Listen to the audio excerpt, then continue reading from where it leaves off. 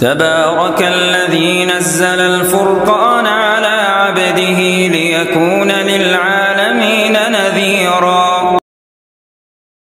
واجب الاحترام معزز سامعین کرام، ماہ شعبان کا آخری عشرہ گزر رہا ہے۔ ممکن ہے اگلا جمعہ ماہ شعبان میں نہ ہو بلکہ ماہ رمضان کی یکم ہو۔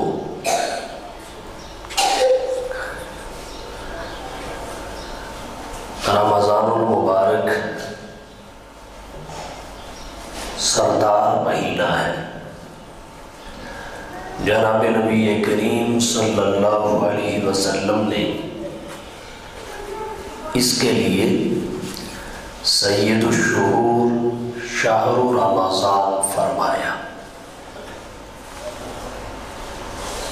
رمضان مہینوں کا سردار ہے۔ اس کے افضل ہونے کی بہت ساری وجوہات میں دو بڑی وجہ اس میں روزے کا ہونا اور قرآن کے نزول کا ہونا ہے۔ رمضان المبارک میں اللہ نے روزے کو فرض کیا ہے۔ روزے کے فضائل، فوائد، حکمتیں سامنے رکھتے ہوئے یہ بات بخوبی سمجھ آ جاتی ہے کہ روزہ رمضان کی افضلیت کی وجہ ہے۔ روزے کے حوالہ سے تفصیلی گفتگو ماہ رمضان کے بیانات میں ہوگی۔ دوسری وجہ ماہ رمضان کے افضل ہونے کی، اس میں قرآن کریم کا نزول ہے۔ اللہ نے قرآن کریم کو لوح محفوظ سے آسمان دنیا کے بیت العزت پر رمضان کے مہینہ میں ماہ رمضان کے آخری عشرہ میں آخری عشرہ کی استاق رات میں نازل فرمایا، جسے شب قدر کہتے ہیں، لیلۃ القدر کہتے ہیں۔ اور یہ نزول ایک بار ہوا، لوح محفوظ سے آسمان دنیا کے بیت العزت پر۔ یہ بیت العزت کیا ہے؟ کعبۃ اللہ کے برابر میں اوپر پہلے آسمان پر فرشتوں کے قبلے کو بیت العزت کہتے ہیں۔ جس طرح زمین پر انسان ہر وقت کعبۃ اللہ کا طواف کرتے ہیں، پہلے آسمان پر فرشتے ہر وقت بیت العزت کا طواف کرتے ہیں۔ وہ فرشتوں کا قبلہ ہے۔ ہر وقت 70,000 فرشتہ اس کے طواف میں مشغول ہوتا ہے، اور فرشتوں کی تعداد اس قدر زیادہ ہے، جس فرشتے نے ایک دفعہ طواف کر لیا دوبارہ اس کی باری نہیں آتی۔ بیت العزت پر اللہ نے رمضان کے مہینہ میں شب قدر کو قرآن کریم ایک ہی بار اتارا۔ وہاں سے پھر 23 سال کے عرصہ میں آیت آیت، دو آیت، سورت سورت، دو سورتیں کر کے ضرورت اور مصلحت کے اعتبار سے حضور کے قلب اطہر پر نازل کیا جاتا رہا۔ 13 سالہ مکی دور میں اترا، 10 سالہ مدنی دور میں اترا۔ اس طرح 23 برس میں قرآن کریم کا نزول مکمل ہوا۔ اس اگلے نزول میں تو رمضان اور غیر رمضان کا کوئی فرق نہیں تھا۔ جب ضرورت بنی قرآن نازل ہو گیا، مہینہ خواہ کوئی بھی ہو، وقت دن کا ہو یا رات کا ہو، جگہ مکے کی ہو یا مدینے کی ہو، ہجرت سے پہلے ہو یا ہجرت سے بعد ہو۔ البتہ جو پہلا نزول تھا لوح محفوظ سے آسمان دنیا تک کا، وہ رمضان میں ہوا اور شب قدر میں ہوا۔ اسی نزول کا اللہ نے قرآن کریم میں ذکر کیا، شہر رمضان الذی انزل فیہ القرآن۔ رمضان کا مہینہ وہ ہے جس میں قرآن نازل کیا گیا۔ پھر رمضان کے مہینے کے وقت کی بھی وضاحت کر دی، انا انزلناہ فی لیلۃ القدر، کہ شب قدر میں ہم نے اتارا۔ یہاں سے پتہ چلا رمضان اور قرآن کا آپس میں گہرا تعلق ہے۔ رمضان اور قرآن کا آپس میں مضبوط تعلق ہے۔ رمضان قرآن میں آیا شہر رمضان، اور قرآن رمضان میں آیا الذی انزل فیہ القرآن۔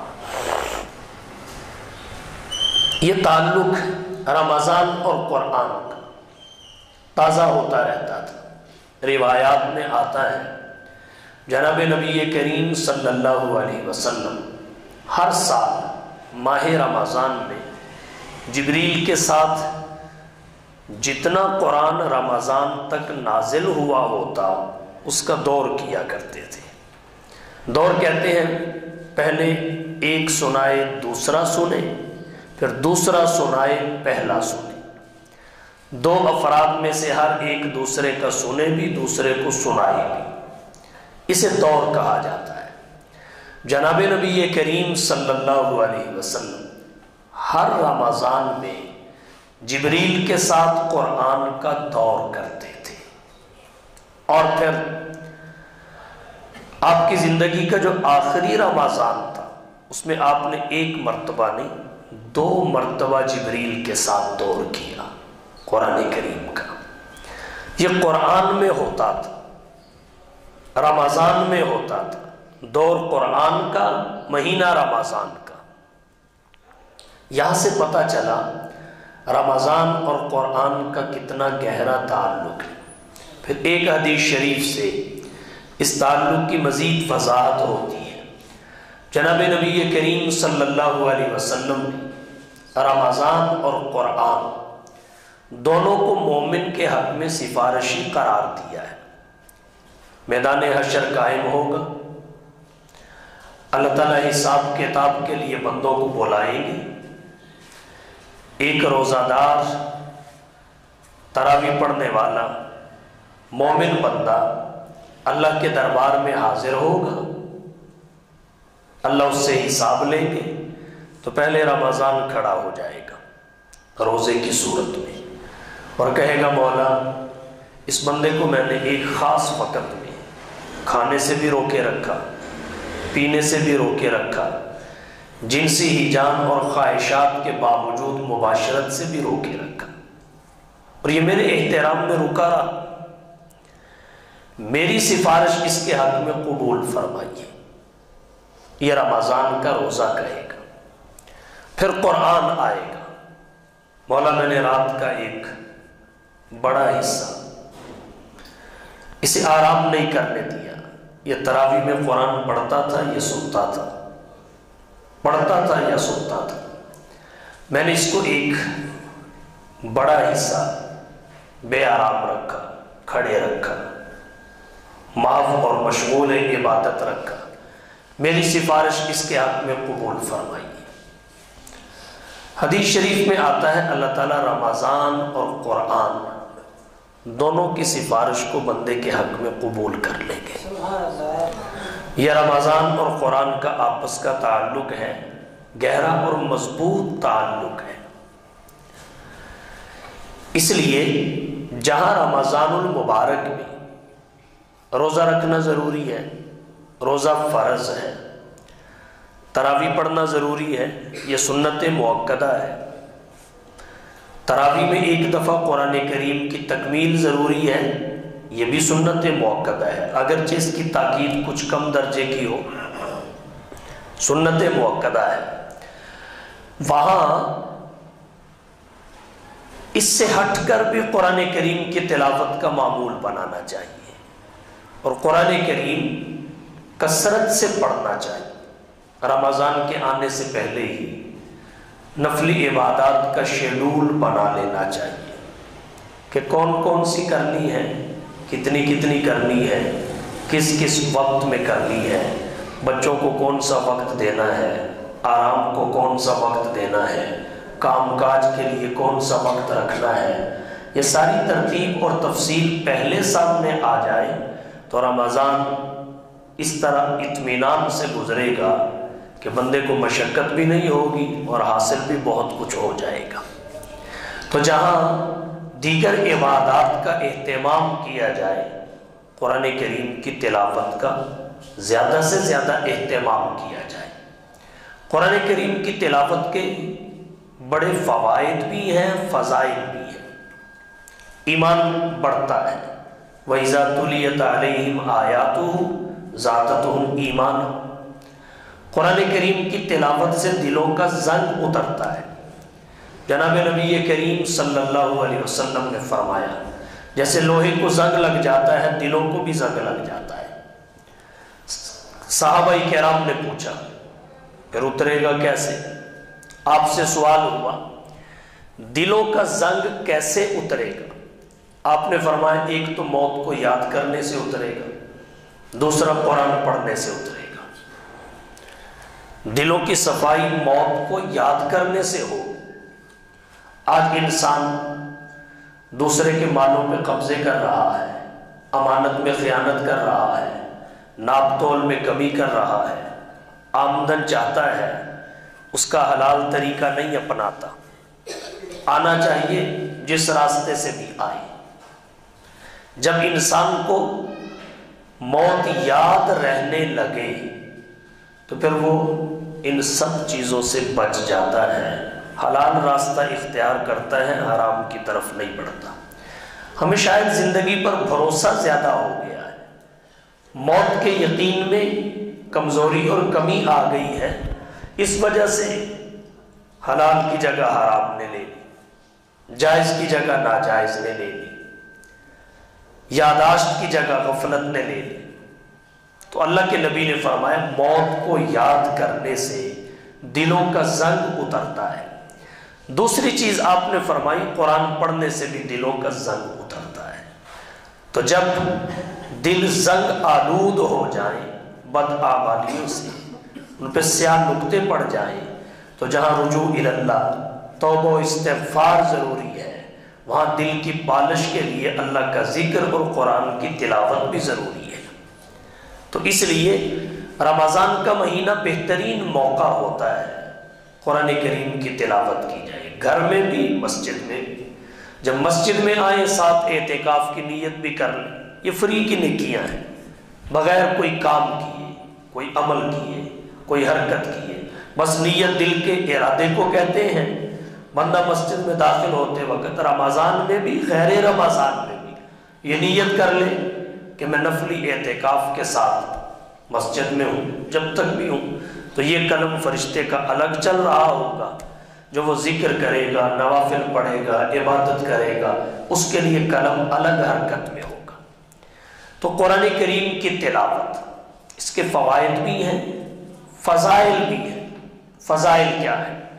عام دنوں کے بارے میں، رمضان کے بارے میں نہیں، رمضان میں تو ہر خیر میں اضافہ ہو جاتا ہے۔ عام دنوں کے بارے میں اللہ کے نبی صلی اللہ علیہ وسلم نے فرمایا من قرأ حرفا من کتاب اللہ، جو قرآن کریم کا ایک حرف پڑھتا ہے فَلَهُ بِهِ حَسَنَةٌ، اس کو ایک نیکی ملتی ہے۔ پھر فرمایا وَالْحَسَنَةُ بِعَشَرِ أَمْثَالِهَا، اللہ کے ہاں ایک ایک نہیں ہے، تمہارے ہاں کرنے کے لحاظ سے ایک ایک ہے، اللہ کے ہاں ثواب اور اجر کے لحاظ سے ایک ایک نہیں ہے، بلکہ 1 10 کے برابر ہے۔ وَالْحَسَنَةُ بِعَشْرِ أَمْثَالِهَا۔ پھر اللہ کے نبی صلی اللہ علیہ وسلم نے ایک حرف کی مقدار بتائی، ایک حرف کی حد کیا ہے۔ فرمایا لا اقول الف لام میم حرف، میں یہ نہیں کہتا کہ الف لام میم ایک حرف ہے، بلکہ میں کہتا ہوں الف حرف، الف ایک علیحدہ حرف ہے، لام حرف، لام ایک علیحدہ حرف ہے، میم حرف، میم ایک علیحدہ حرف ہے۔ تو اللہ کے نبی نے جو نیکیوں کا نصاب ذکر فرمایا ہے اس کو سامنے رکھتے ہوئے اگر الف لام میم پر ملنے والی نیکیاں شمار کی جائیں تو 30 بنتی ہیں، اور یہ 30 غیر رمضان کی ہیں، رمضان کی نہیں ہے۔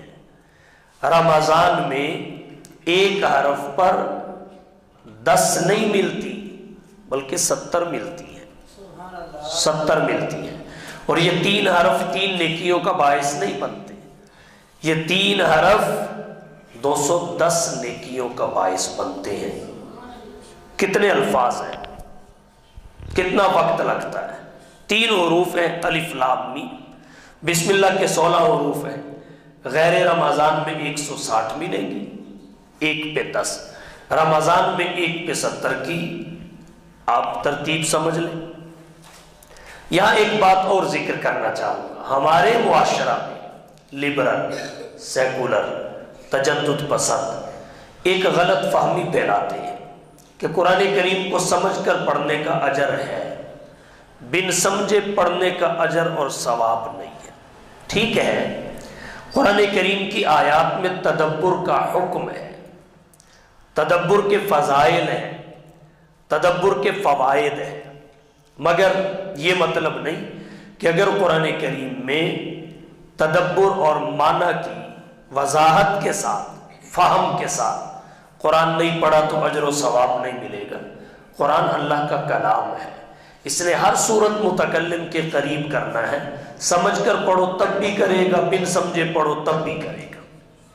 قرآن اللہ کا کلام ہے، تو بغیر سمجھے پڑھنے پر بھی اجر و ثواب ہے۔ اجر سمجھنے پر موقوف نہیں ہے، پڑھنے پر موقوف ہے۔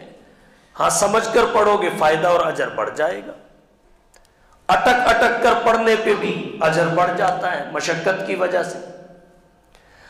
قرآن کریم کے پڑھنے پر اجر، سمجھنا ضروری نہیں اجر کے لیے، ویسے سمجھنے کی بڑی اہمیت ہے۔ اس کی دلیل بھی اسی حدیث میں موجود ہے۔ اللہ کے نبی نے جب نیکیوں کا نصاب ذکر کیا تو مثال میں جن حروف کو پیش فرمایا انہیں مفسرین کی اصطلاح میں حروف مقطعات کہتے ہیں۔ امام جلال الدین سیوطی رحمہ اللہ نے الاتقان فی علوم القرآن میں لکھا، ڈاکٹر محمد علی صابونی نے التبیان فی علوم القرآن میں لکھا کہ قرآن کی آیات 3 قسم کی ہیں۔ نمبر 1 محکمات، نمبر 2 متشابہات، نمبر 3 مقطعات۔ محکمات ان آیات کو کہتے ہیں جن کا معنی اور ترجمہ بھی معلوم ہو، اس کی مراد بھی معلوم ہو۔ قرآن کریم کی اکثر آیات ایسی ہی ہیں۔ متشابہات ان آیات کو کہتے ہیں جن آیات کا ترجمہ اور معنی تو معلوم ہو مگر مراد معلوم نہ ہو، مراد متعین نہ ہو۔ مثلا وہ آیات جن میں اللہ کے اعضاء کا ذکر ہے، وجہ اللہ، ید اللہ، ثم استوى علی العرش، استوى علی العرش کا ذکر ہے، یہ آیات متشابہات ہیں کیونکہ ید کے معنی کا بھی علم ہے، وجہ کا معنی بھی معلوم ہے، استوا کا معنی بھی معلوم ہے، مگر کیفیت مجہول ہے، مراد مجہول ہے۔ یہ دوسری قسم کی آیات ہے۔ تیسری قسم کی آیات ہے مقطعات۔ مقطعات قطع سے بنا ہے، قطع کاٹنے کو کہتے ہیں۔ یہ آیات حروف سے مل کر بنی، اور یہ حروف ملا کر نہیں پڑھے جاتے بلکہ ایک دوسرے سے کاٹ کر الگ الگ علیحدہ علیحدہ پڑھے جاتے ہیں۔ مثلا الف لام میم، الف کو علیحدہ پڑھیں گے، لام کو علیحدہ پڑھیں گے، میم کو علیحدہ پڑھیں گے۔ ملا کر علم نہیں پڑھ سکتے، اور جہاں علم تر کیف فعل ربک باصحاب الفیل اور دیگر آیات میں علم تر الی الذین لفظ علم آتا ہے، وہاں کاٹ کے الف لام میم نہیں پڑھ سکتے۔ تو جہاں حروف کو ایک دوسرے سے کاٹ کر پڑھا جائے، الف علیحدہ، لام علیحدہ، میم علیحدہ، کاف ہا یا عین صاد ہا میم علیحدہ علیحدہ، ان آیات کو حروف مقطعات کہتے ہیں۔ نہ ان کا ترجمہ اور معنی معلوم ہے، نہ مراد معلوم ہے، کیونکہ مراد تو معنی کی ہوتی، جب معنی ہی معلوم نہیں تو مراد بھی معلوم نہیں۔ اہل علم نے لکھا ہے یہ اللہ اور اس کے رسول کے درمیان راز ہے، سر بین اللہ و بین رسولہ۔ تو اللہ کے نبی کا نیکیوں کا نصاب بیان کرتے ہوئے مثال میں حروف مقطعات کا ذکر کرنا، یہ اس بات کا واضح اور بین ثبوت ہے کہ اجر و ثواب قرآن پڑھنے پہ ملتا ہے، سمجھنے پر موقوف نہیں ہے، پڑھنے پہ موقوف ہے۔ سمجھنے کی اہمیت اور فوائد اپنی جگہ بجا مسلم، لیکن تجدد پسند طبقہ کا یہ کہنا کہ اگر سمجھ کر نہیں پڑھو گے تو اجر نہیں ملے گا، یہ بھی قرآن کریم سے اہل اسلام اور مسلمانوں کو دور کرنے کی ایک سازش ہے۔ کیونکہ بعض بزرگ 70 سال کے ہیں، 80 سال کے ہیں، 90 سال کے ہیں، اس عمر میں ہو سکتا ہے ان کی سمجھ میں نہ آئے، تو جب ان کو پتہ چلے گا کہ سمجھے بغیر پڑھنے کا فائدہ ہی کوئی نہیں تو وہ کہاں پڑھیں گے۔ ہر شخص کی فطرت میں لالچ ہے، خواہ دنیا کا ہو یا آخرت کا ہو، تو لالچ کی وجہ سے انسان ورک کرتے ہیں، اپنے بدن کو حرکت دیتے ہیں۔ تو جب یہ لالچ ہی نہ رہا تو قرآن اور مسلمانوں میں دوری پیدا ہو جائے گی۔ اس لیے یہ پروپیگنڈا ہے، اس کا حقیقت سے کوئی تعلق نہیں ہے۔ تو قرآن کریم پڑھنے پر اللہ نے اجر رکھا ہے، اسے رمضان المبارک کی عبادات میں خصوصی طور پہ شامل کیا جائے اور زیادہ سے زیادہ جگہ دی جائے۔ ناظرہ پڑھنے کے الگ فضائل ہیں، حفظ کرنے کے الگ ہیں۔ جناب نبی کریم صلی اللہ علیہ وسلم نے فرمایا من قرأ القرآن وعمل بما فیہ، جو شخص قرآن کریم کو پڑھے اور پھر اس پہ عمل کرے، اسے نہیں اس کے والدین کو، البس والداہ تاجن یوم القیامت، اس کے والدین کو قیامت کے دن ایک ایسا تاج پہنایا جائے گا ضوءہ احسن من ضوء الشمس فی بیوت الدنیا، کہ اس کی روشنی اس سورج کی روشنی سے کہیں زیادہ ہوگی جو تمہارے گھروں کو روشن کر رہا ہے، تمہارے گھروں کو کہیں زیادہ ہوگا۔ اب دیکھیے سورج کتنی بلندی پہ ہے، کتنا دور ہے، کتنا دور ہے، وہ دور ہو کر ہر کچے پکے مکان کو روشن کر رہا ہے۔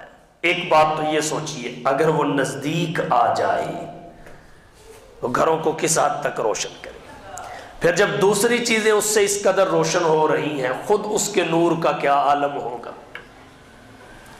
یہی بات اللہ کے نبی نے فرمائی فما ظنکم بالذی عمل بہذا، کیا گمان ہے تمہارا اس بندے کے بارے میں جو خود قرآن پڑھنے والا ہو، اس پہ عمل کرنے والا ہو۔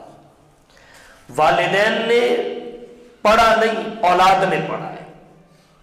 والدین اس اولاد کے دنیا میں آنے کا سبب ظاہری ہے، سبب حقیقی اللہ ہے، اس کے پڑھنے کا سبب اور ذریعہ ہے۔ تو جب سبب اور ذریعے کو یہ کچھ مل رہا ہے تو جس نے خود پڑھا اور عمل کیا ہے اسے کیا کچھ ملے گا۔ فما ظنکم بالذی عمل بہذا، تمہارا اس کے بارے میں کیا خیال ہے جو خود عامل قرآن ہے۔ تو یہ قرآن پڑھنے پر اجر و ثواب ہے، قرآن پڑھنے پر، جیسے پیچھے ایک حرف پہ 10 نیکیاں، یہ غیر رمضان کا نصاب ہے۔ رمضان میں ایک حرف پہ 70 نیکیاں، اور اللہ چاہے تو اس سے بھی زیادہ عطا کرتے ہیں۔ تو اس لیے قرآن کریم کی تلاوت کو رمضان المبارک کے ایام میں کثرت سے اپنے معمولات میں شامل کیا جائے۔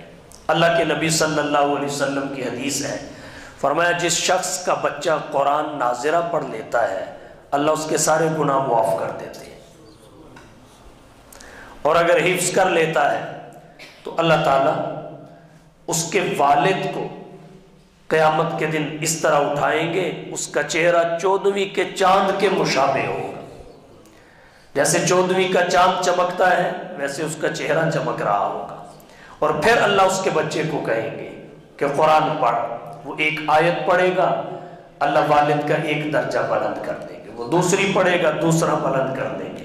قرآن کریم کی مشہور قول کے مطابق 6666 آیات ہیں، تو 6666 درجے بلند ہو جائیں گے اس باپ کے جس کا بچہ قرآن کا حافظ ہوگا۔ قرآن کریم پڑھنا ناظرہ یا حفظ کرنا فرض کفایہ ہے، قرآن کریم کو اتنی مقدار میں حفظ کرنا کہ سنت کے مطابق 5 نمازیں بندہ ادا کر سکے، یہ تو فرض عین ہے، یہ فرض عین ہے۔ البتہ پورے قرآن کو حفظ کرنا یہ فرض کفایہ ہے، اگر شہر میں ایک بھی حافظ نہ ہو تو پورے شہر والے گناہ گار ہوتے ہیں۔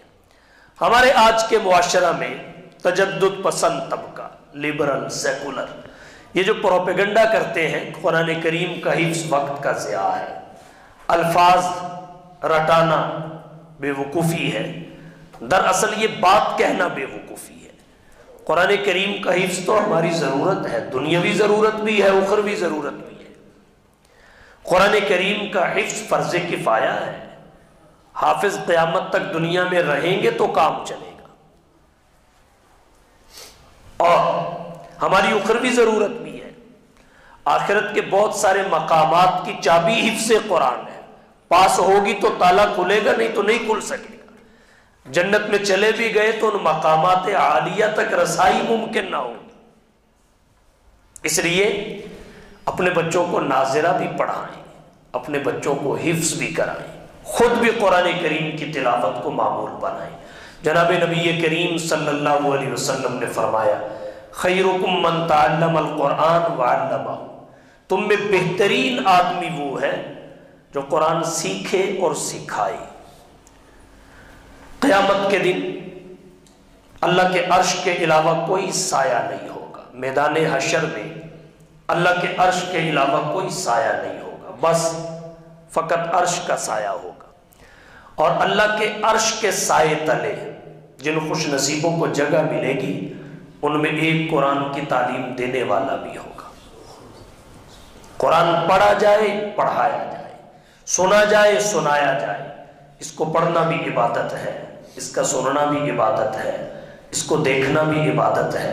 حضور قرآن پڑھتے بھی تھے، حضور قرآن سنتے بھی تھے، جبریل سے سنا بھی ہے، جبریل کو سنایا بھی ہے، صحابہ کو پڑھ کر سنایا بھی ہے، ابی بن کعب وغیرہ سے سنا بھی ہے۔ قرآن کریم کی تلاوت ایسا عمل ہے کہ اللہ تلاوت کرنے والے، آیات قرآنیہ میں غور اور تدبر کرنے والے کی ساری کی ساری ذمہ داری خود لے لیتے ہیں۔ حدیث قدسی ہے من شغلہ القرآن عن ذکری و مسئلتی آتیتہ افضل ما اوتی السائلین، جو شخص قرآن میں مشغول رہا، قرآن نے اسے مشغول رکھا، اسے ذکر اور دعا کی فرصت نہ مل سکی، پڑھتا رہا، پڑھاتا رہا، غور کرتا رہا، تدبر کرتا رہا۔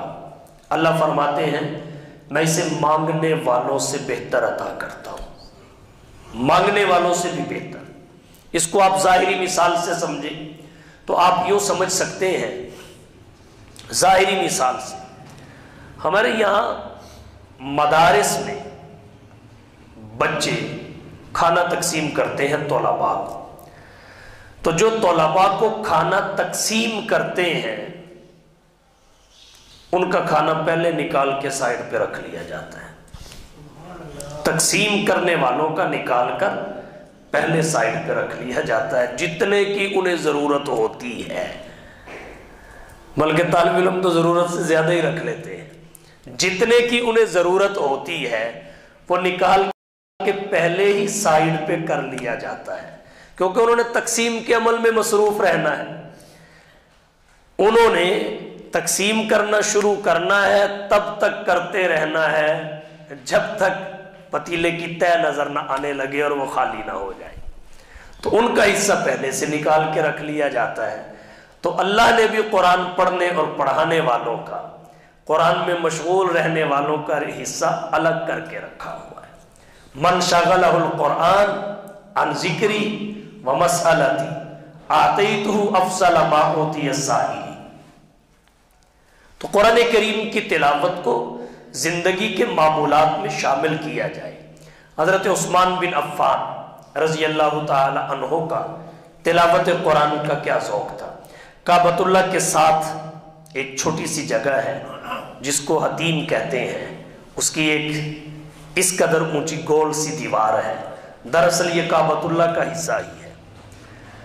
قریشیوں نے جب تعمیر نو کا ارادہ کیا، یہ طے ہوا کہ حلال کمائی سے تعمیر نو ہوگی، تو حلال کمائی زیادہ نہیں تھی، تو یہ حصہ باہر رہ گیا، تو آج تک باہر ہے، آج تک باہر ہے۔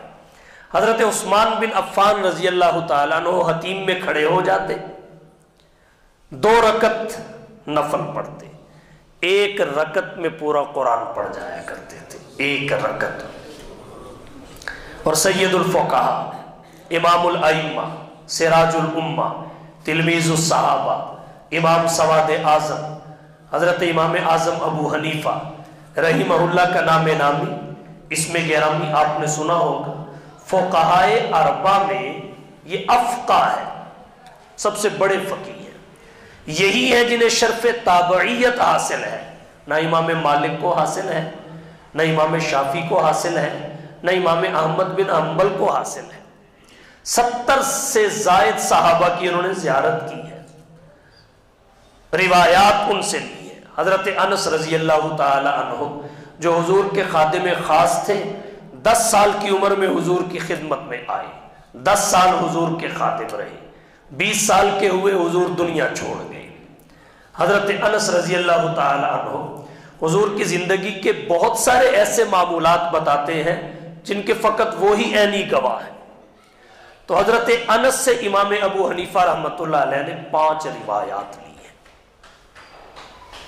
انہیں تابعیت کا شرف حاصل ہے، صحابہ کرام کی شاگردی کا اعزاز بھی انہیں حاصل ہے۔ امام ابو حنیفہ رحمۃ اللہ علیہ کے بارے میں روایات میں آتا ہے 40 سال تک انہوں نے عشاء کے وضو سے فجر کی نماز پڑھی، رات کو سوتے نہیں تھے۔ رات کو کرتے کیا تھے؟ قیام اللیل۔ رات کو کرتے کیا تھے؟ قرآن کریم کی تلاوت، تدبر فی الآیات، مسائل کا استنباط۔ غالباً 12 لاکھ سے زائد مسائل انہوں نے مستنبط کیے ہیں۔ اور آج قرآن و سنت کی وہ تعبیرات اور تشریحات جو فقہ حنفی کے نام سے موسوم ہیں، امام ابو حنیفہ کی تعبیرات اور تشریحات، 70% مسلمان اس پر عمل پیرا ہے، 70%۔ باقی 30% میں امام مالک، امام شافعی، امام احمد بن حنبل کے مقلدین آتے ہیں۔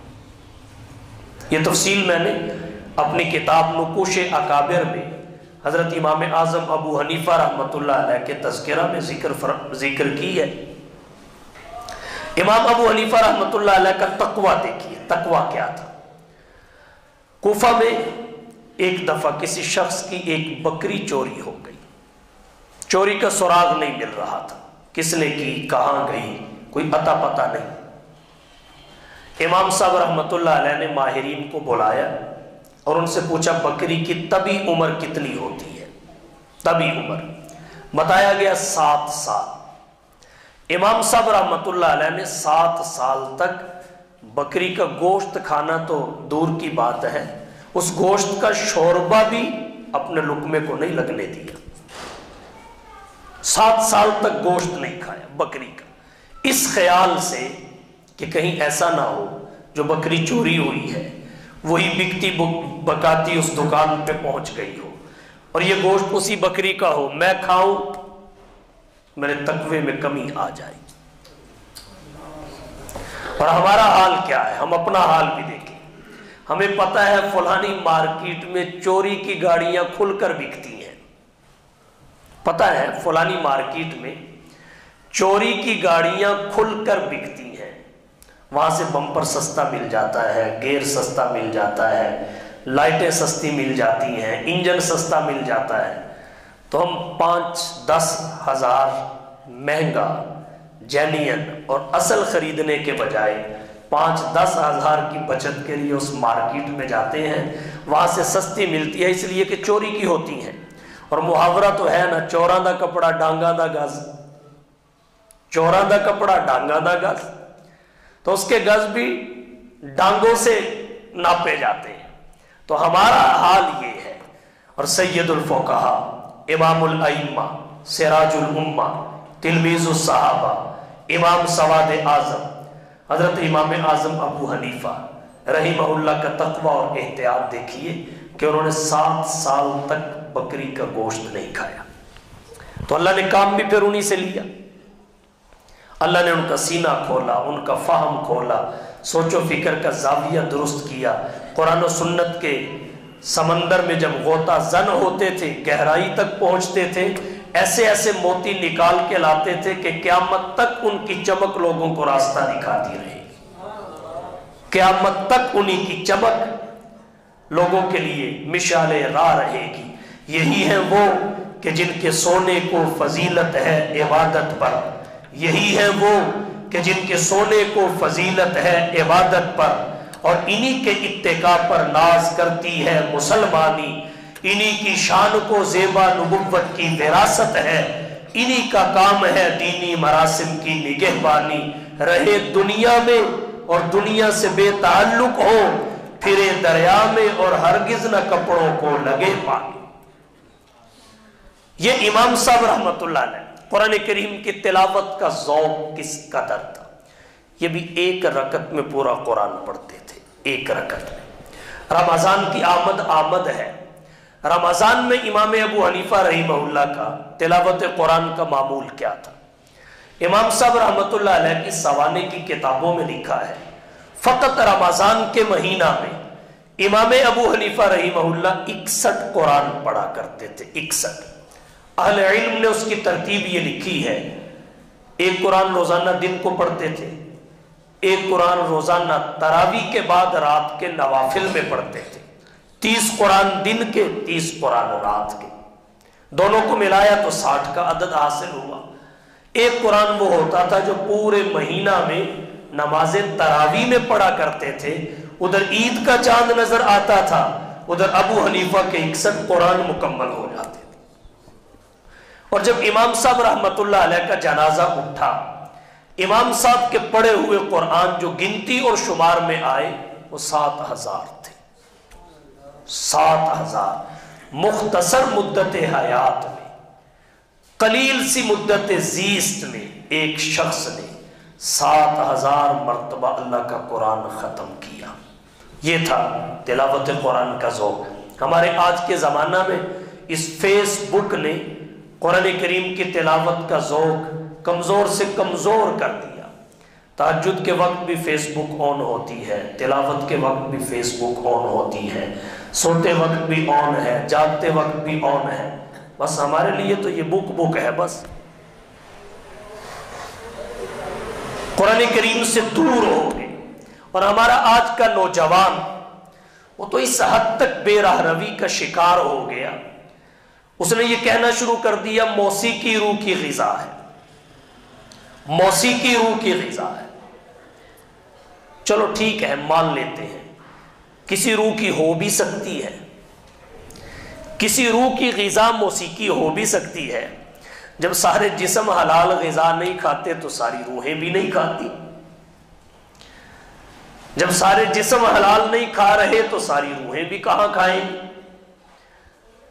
نفس اگر مطمئنہ ہے تو لوامہ بھی تو نفس ہے، نفس اگر لوامہ ہے تو امارہ بھی تو نفس ہے، تو ہوگی کسی روح کی غذا موسیقی بھی، انکار نہیں کرتا، لیکن یہ فرق ضرور سمجھیے۔ بیمار روح کی دوا اور تندرست روح کی غذا اللہ کا قرآن ہے۔ بیمار روح کی دوا اور تندرست روح کی غذا اللہ کا قرآن ہے۔ جہاں سے روح آئی وہیں سے غذا آئی۔ روح امر ربی ہے، قرآن حکم ربی ہے۔ یسألونک عن الروح قل الروح من امر ربی، اور قرآن تنزیل من رب العالمین نزل به الروح الامین علی قلبک لتکون من المنذرین۔ تو رمضان کی بابرکت گھڑیوں میں فرائض تو فرائض ہیں، نفلی عبادات میں قرآن کریم کی تلاوت کا حصہ زیادہ سے زیادہ رکھیے، زیادہ سے زیادہ، اور اس کے تلاوت کے آداب بھی پیش نظر رکھیے۔ باوضو ہو کر، قبلہ رو ہو کر، احترام کے ساتھ، خشوع و خضوع کے ساتھ قرآن کریم پڑھا جائے۔ کلام کی عظمت دل میں ہو، متکلم کی عظمت دل میں ہو، پھر اس میں تدبر ہو، پھر اس سے لذت حاصل کی جائے۔ قرآن پڑھتے وقت کسی سے بات نہ کی جائے، اگر بات کی ضرورت محسوس ہو تو قرآن بند کر کے بات کی جائے۔ دوبارہ تلاوت کا آغاز کیا جائے تو تحفظ پڑھ کے تلاوت کا آغاز کیا جائے۔ آداب ملحوظ خاطر رکھے جائیں۔ قرآن کو اونچی جگہ پہ رکھا جائے، تختی پہ رکھا جائے، سراہانے پہ رکھا جائے، اونچے مقام پہ رکھا جائے۔ اس کی بے توقیری اور بے احترامی سے جہاں تک ممکن ہو بچا جائے۔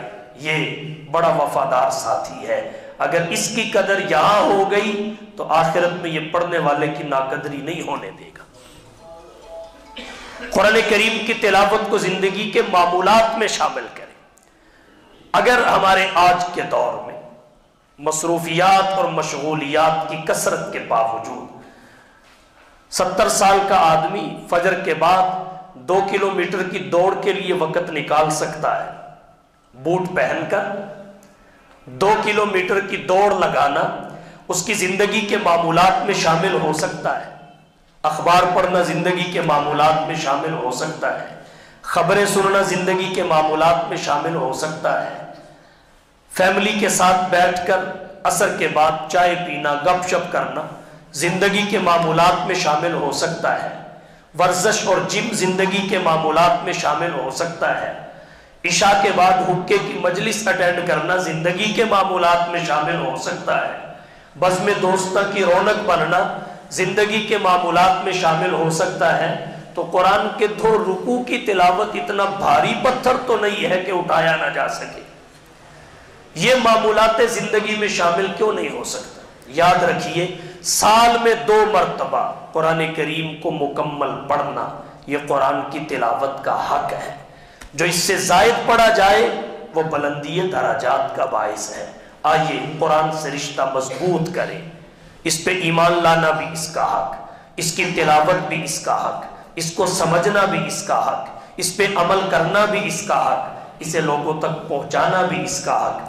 اگر ہم قرآن کریم کے حقوق کی ادائیگی میں کامیاب ہو گئے تو آخرت ہماری ہے، اور اگر اس کے حقوق کی ادائیگی میں ہم کامیاب نہ ہوئے پھر اللہ فضل فرمائے تو سب کچھ ہو جائے گا، وہ عدل کرنے پہ آئے تو کچھ نہ بچ پائے گا۔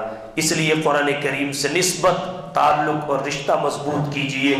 یہی ہے وہ کتاب حق جسے قرآن کہتے ہیں، یہی ہے وہ کتاب حق جسے قرآن کہتے ہیں، جسے فرقان کہتے ہیں، جسے برہان کہتے ہیں۔ یہی ہے وہ کہ جس کا منتظر سارا زمانہ تھا، رسولوں کی زبان پر جس کا نغمہ تھا، ترانہ تھا۔ تعارف یہ کراتی ہے خداوند تعالیٰ کا، رسولوں کا، قیامت کا، حبیب حق تعالیٰ کا۔ نہ کچھ تحریف کا خطرہ، نہ خدشہ کچھ خیانت کا، خدائے پاک خود ضامن ہے اس کی حفاظت کا۔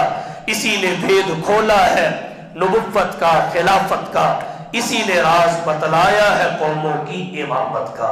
وآخر دعوانا ان الحمدللہ رب العالمین۔